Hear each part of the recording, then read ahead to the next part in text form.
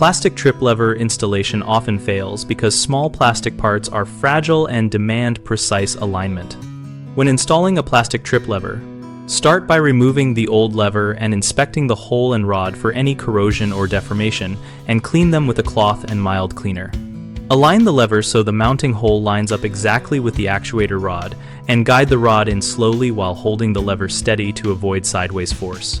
Thread any retaining screw or nut by hand first until fully seated to prevent cross-threading, and then tighten only until snug using a hand tool, avoiding excess torque. If the lever uses a push-fit clip, press evenly and listen for the click to confirm engagement, and then test the motion several times to ensure smooth travel without binding. Apply a small amount of silicone-based lubricant to contact points if movement feels stiff, avoiding oil-based lubricants that can swell some plastics.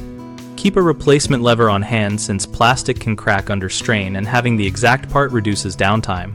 Common mistakes include cross-threading the retaining screw, which strips threads and prevents secure fastening, so always start threading by hand, and if you feel resistance, stop and realign. Over-tightening often cracks the plastic, so tighten just until the parts are secure and test movement before adding more torque. Misalignment during installation causes binding or premature wear, so hold the lever in the correct position and guide the rod in with gentle pressure until fully engaged. We built bighomeprojects.com to help homeowners find local contractors and to help contractors find work through our platform. We also host a discussion community where we and other members share tips, ask questions, and troubleshoot installations like plastic trip levers.